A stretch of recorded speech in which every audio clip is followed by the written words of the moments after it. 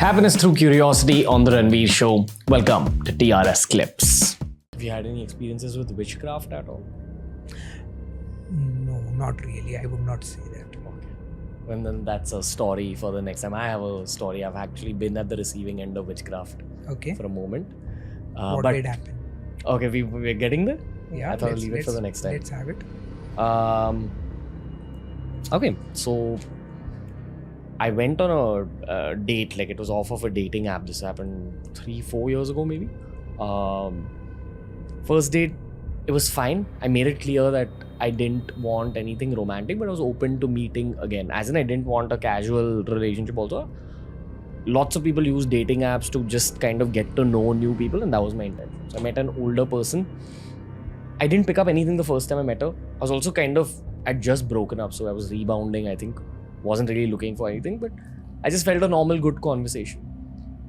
The second time I met her, she said that I had a lot of fun the last time, but I can't believe that you didn't observe something, because the first time I met her, we spoke about spiritualism, we spoke about these larger than life concepts, intuition, things like that. She's like, your intuition didn't pick up that I'm kind of into witchcraft?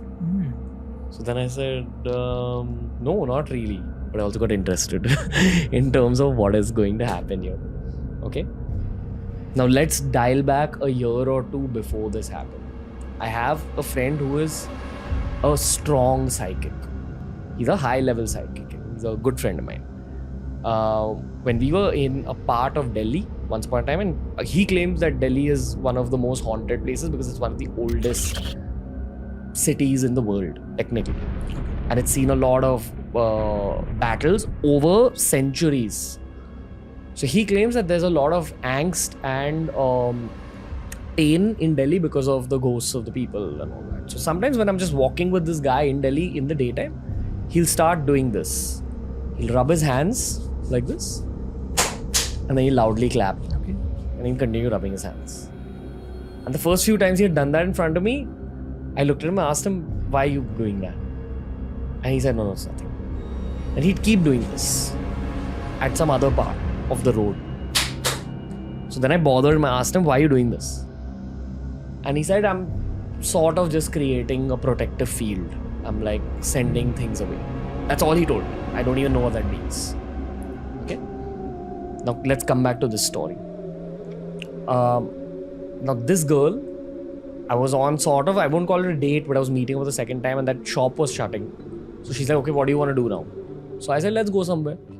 So then she told me, okay, let's go to Juhu Beach, or this particular part of Bandstand, or this particular part of Carter Road. You know that part of Carter Road there? Now the weird thing is, I've had a conversation with that same psychic friend about these 3 locations that she named. And he said that he's had some kind of ghost encounters in those 3 locations. So a normal person would have said, no, I don't want to go with you and I'm going home. I wanted content. So I said, okay, let's do this. Okay. So we decided to go to Carter Road. Now we got off on Carter Road and we decided to walk along the promenade. And it was relatively empty as compared to what it is normally. Okay. Now we're walking. And maybe 10 seconds, 15 seconds into walking, this woman does this. And then I'm on high alert a little bit. I don't know what she's doing. So we keep walking. And we sit down on this particular part of Cart Road where there are people, but it's still got a slight creepy vibe. I don't want to name what part of Cart Road it is because it might cause a lot of frenzy online. But it's a populated part. So we're sitting there. I go into my spiritualism realm, okay? Because I've had occult experiences in my life, which I've spoken about on the show as well. I've had a very strong sleep paralysis experience, which turned out to be something real eventually. As in, someone else another psychic had come to my house and told me that, yes, the experience you had was real. So I've dealt with these things before, according to me.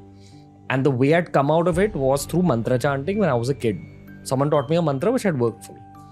Now I knew that I'm dealing with another occult experience here.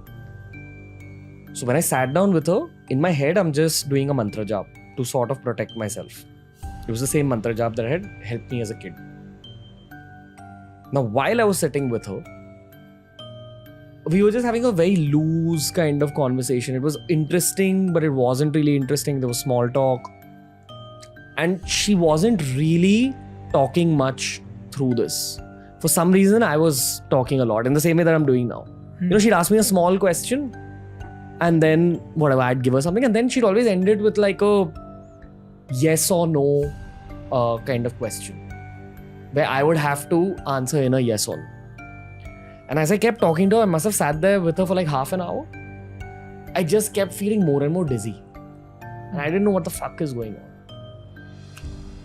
I just felt a strong gut feeling to leave from there after half an hour because I was really I was feeling tired or dizzy. I don't know what it was. So I told her, okay, I'm going.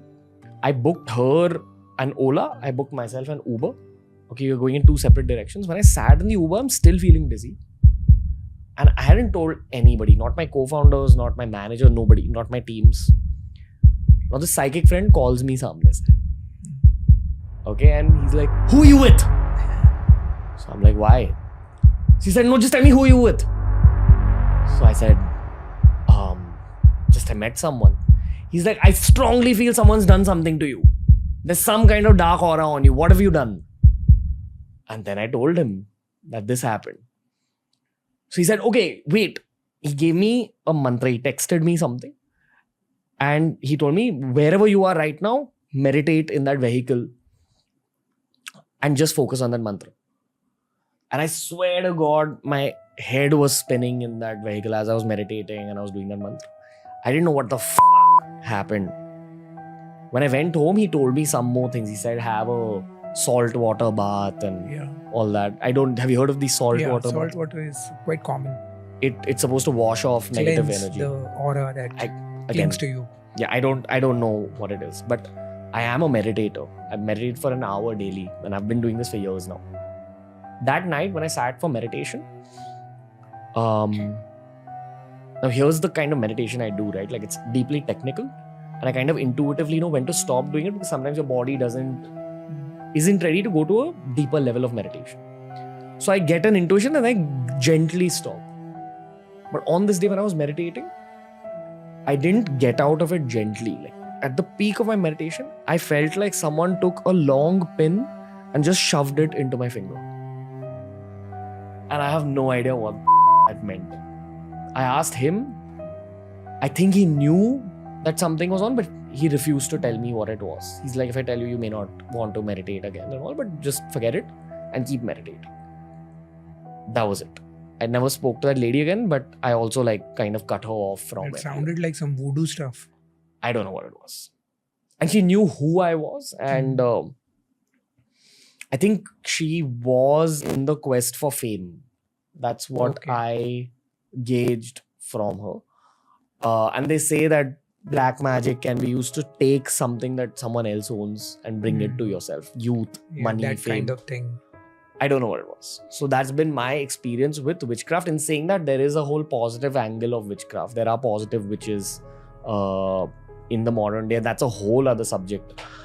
But that's my experience. Yes, we'll get into that positive thing because there is also a lot to speak. I don't know if you have heard of the village of Mayong in Assam. No. So that's believed to be the birthplace of black magic.